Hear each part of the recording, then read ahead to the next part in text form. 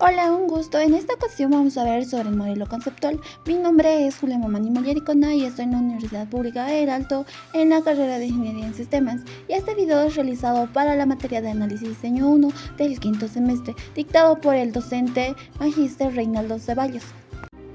¿Qué es el modelo conceptual? El modelo conceptual de datos identifica las relaciones más altas de nivel entre diferentes entidades.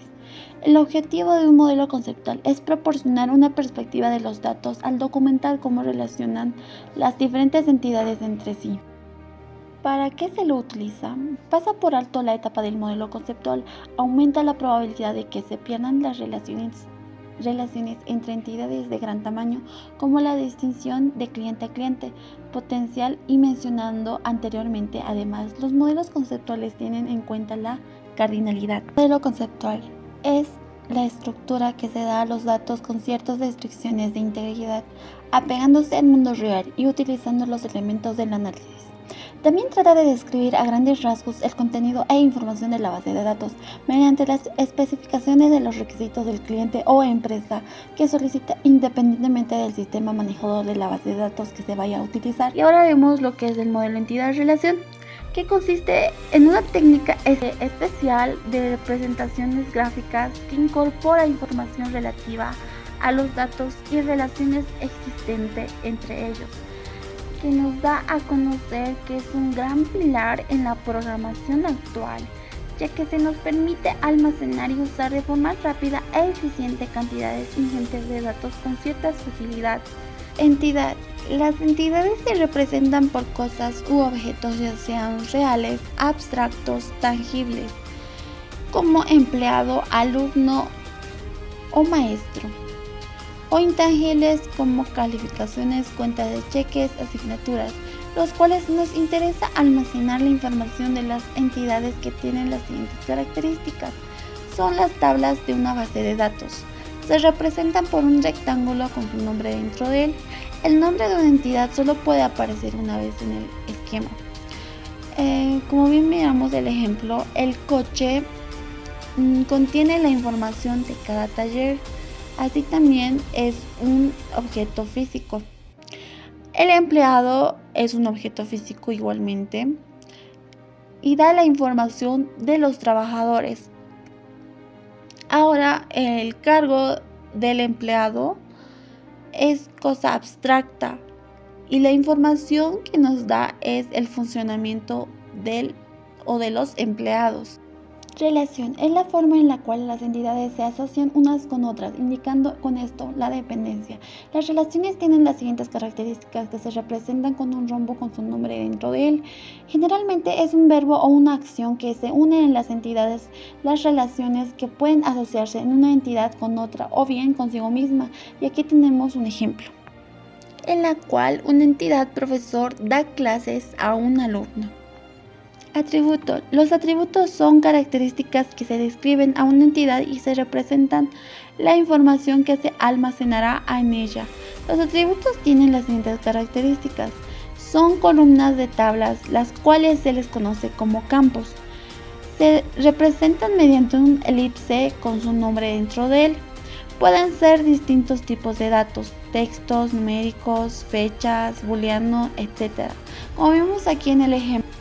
Atributos multivaluados, también llamados multiconcurrentes, y son aquellos que pueden tener más de un valor y que se representan con un doble elipse, en los cuales bien se miran en el ejemplo. La persona tiene un teléfono, dirección y coche que están, como bien lo dice, representados con un doble elipse. De atributos compuestos son aquellos que se obtienen a partir de la combinación de otros atributos, puesto que pueden tener varios valores. Se representan de la misma forma que los atributos multivaluados. Como vemos en el ejemplo, el usuario tiene nombre y también tiene una dirección.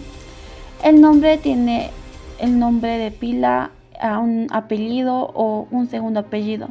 En la dirección se pueden ver también la calle, el número y la puerta. Como siguiente tenemos los atributos derivados. Son los atributos de la entidad. Se representan en una elipse punteada y este tipo de atributos pueden generar redundancia. Como ejemplo vemos una persona tiene fecha de nacimiento y la edad se consigue a partir de la fecha de nacimiento. Tipos de correspondencia. Cardinalidad. La cardinalidad son entidades con las que se puede relacionar otras entidades y existen las siguientes: de uno a uno, de uno a muchos, de muchos a uno y de muchos a muchos. Como bien vemos en el ejemplo, un hombre está casado con una sola mujer y una sola mujer está casada con un solo hombre. Esta entidad es de uno a uno. El siguiente ejemplo es el cliente, que puede tener muchas cuentas bancarias. La relación se representa como 1N, donde se usa la N o M para representar a muchos.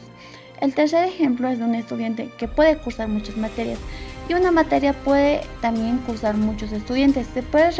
Esto se representa como M a N, donde se usa la N o M para representar a muchos. Claves candidatas son otro tipo de atributos que tienen una característica especial, ya que en ellos se identifican la forma única de los valores de una entidad y tienen las siguientes características. El valor de la clave no puede repetirse y tampoco puede ser nulo. Aparte de esto, hay tres tipos de claves que existen. El primero es la clave primaria. Es aquella clave candidata que se escoge como identificador de los datos y se representa mediante un elipse con un nombre subrayado dentro. La clave primera compuesta es una entidad que no puede tener más de una clave primaria, sin embargo puede haber una clave primaria compuesta en la cual es una clave candidata conformada por varios atributos. La clave alternativa son aquellos atributos que no eligieron ser claves primarias, pero cumplen con la misma función, que puede haber varios campos como claves alternativas y que suelen ser opcionales y no necesariamente trabajan en un conjunto. Tipos de entidades. Son las entidades fuertes y las entidades débiles. Las entidades fuertes son aquellas que se necesitan y dependen de la existencia de otras entidades para almacenar datos que se siguen representando con un rectángulo en las entidades. Las entidades débiles son aquellas que se necesitan y dependen de la existencia de otras entidades para almacenar datos y se representan con un doble rectángulo que posee atributos llamados discriminadores, representando por una línea punteada y cual sirve para formar una clave primaria compuesta. Conclusiones y recomendaciones. En otras palabras, ayudan a ver sus datos y las relaciones entre diferentes tipos de datos en contexto.